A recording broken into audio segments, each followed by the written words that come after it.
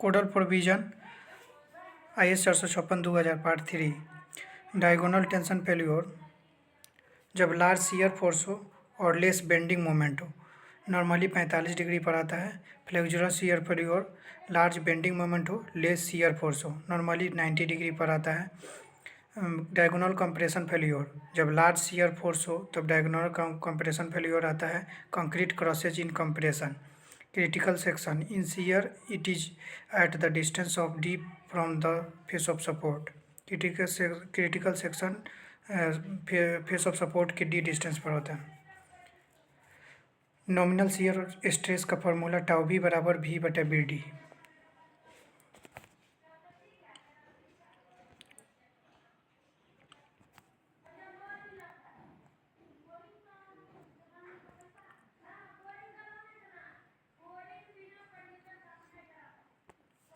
Design shear strength of RCC BC बराबर tau C into BD। Tau C shear strength of reinforcement concrete depends upon the percentage of steel and grade of concrete।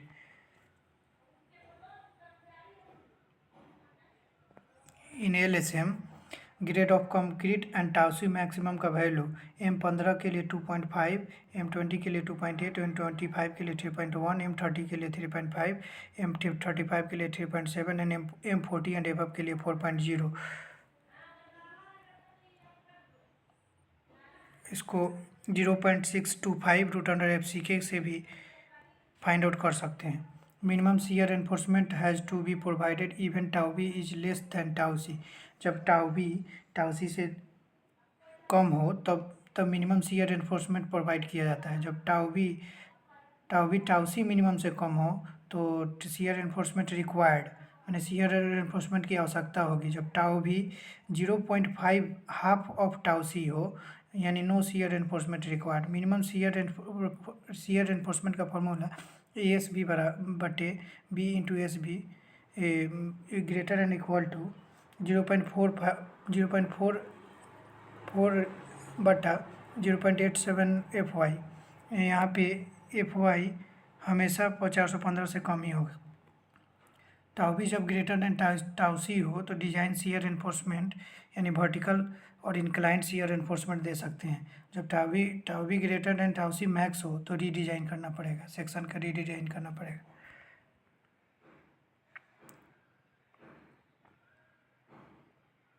Maximum spacing of shear enforcement, maximum spacing vertical जब shear enforcement हो तो SB 0.75D। जब inclined स्टीरियोपेट 45 degree पर हो तो SB D के बराबर होगा। However the spacing shall not be exceeded 300 mm in any case, मतलब 300 से ज़्यादा स्पेसिंग नहीं हो सकता है। When depth of beam greater than 750 not subjected to torsion, यानी जब डेप्थ ऑफ बीम 750 से ज़्यादा हो तो उसमें टोर्सन नहीं आएगा। जब when depth of beam subjected to subjected to torsion when depth is greater than 450 mm, then both tensile side face reinforcement at 0.1%। मतलब कि जब 750 से ज़्यादा हो, नॉट सब्जेक्टेड टू टोर्सन हो, तो साइड एनफोर्समेंट प्रोवाइड करेंगे 0.1% ऑफ वेब एरिया और 0.05% on each face is provided both faces respectively. Bond stress बराबर shear force per unit of nominal surface area of responsible bar acting parallel to the bar on the interface between bar and surrounding concrete. Bond stress shear force per unit of nominal surface area reinforcement acting parallel to the bar on the interface between bar and surrounding concrete। Length development length का formula 0.87 FY 5/4 tau BD,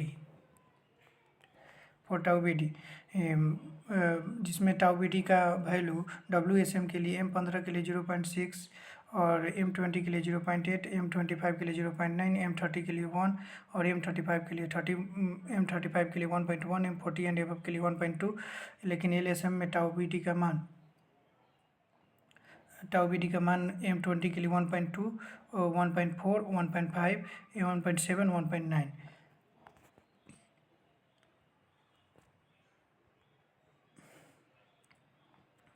for HYSD bar value of increase by 60%। Tau B D का मान जब HYSD बार हो तो 60% से increase किया जाएगा, और जब कंप्रेशन हो तो 25% इंक्रीज किया जाएगा। Fusion bonded epoxy coated deformed बार हो तो टाउ बी डी 80% से अधिक बढ़ाया जाएगा। For column as per IS 456 minimum percentage of steel 0.88% होता है, maximum percentage of steel 4%। Bars are lapped, जब लैप्ड बार हो तो 4%, जब bars are not lapped then 6% होगा। Minimum dia of longitudinal bar column के लिए 12 mm होगा। Minimum number of bar for rectangular 4 होगा, फॉर सर्कुलर 6 होगा। Maximum spacing of L bar longitudinal bar is 300 mm. Load carrying capacity is increased by 5% when helical reinforcement is provided to the transverse reinforcement. Maximum compressive strain in concrete in axial compression is 0.0002 नहीं 002। मैं pitch होगा column में tie के लिए